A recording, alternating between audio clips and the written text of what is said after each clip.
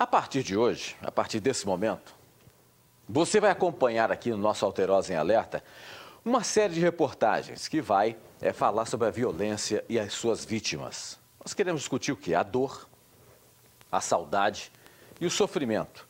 E a tentativa de recuperação depois de um assassinato, uma prisão. Como é que ficam as pessoas que passam por essa experiência?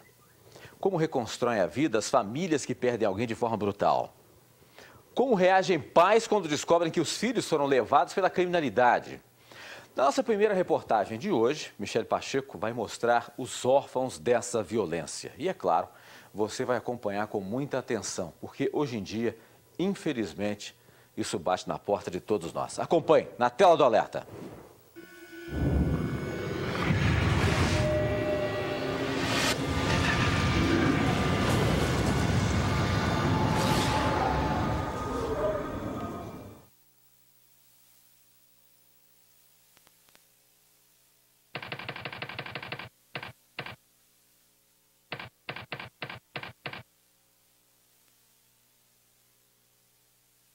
Viver um dia de cada vez, sabendo que a saudade nunca vai passar. É muita dor que eu sinto por ele não estar aqui acompanhando o crescimento do filho dele.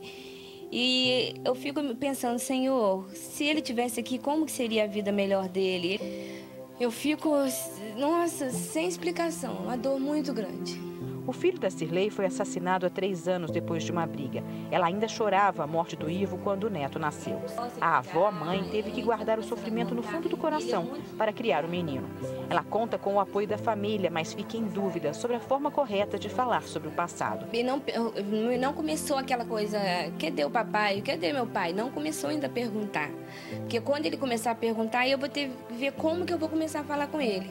Então, por enquanto, eu não estou falando nada dele, só mostro as fotos. Todas, tem várias fotos dele. Aqui o papai, olha papai e vovó, papai e titia, entendeu? Aí eu vou mostrando aos pouquinhos para ele poder ir acostumando. Quando uma vítima de crime violento é enterrada, sobram para a família a saudade e o desejo de punição para os culpados. Mas nessa busca por justiça, nem sempre os parentes percebem a responsabilidade que cada um deles tem no futuro dos órfãos da violência. Ana é psicóloga e tem como pacientes muitos filhos de pais assassinados. Ela destaca o papel da Cirlei e de outros familiares em situação parecida. É erro da gente pensar que a criança não sabe. A criança sente tudo, percebe tudo e traz isso no seu inconsciente. Então, quem tem que se tratar nesse momento é essa avó sofrida, né, que agora não tem mais estrutura para criar uma criança, mas que vai ter que ter. Ela precisa elaborar isso, até mesmo para não criar essa criança com esse pai super-herói e nem esse pai vítima. Não pode colocar embaixo do tapete, fingir que nada aconteceu, né? À medida que a criança for criando e respondendo, mas de uma forma real, sem exacerbar e sem diminuir. E ela precisa realmente ter um acompanhamento.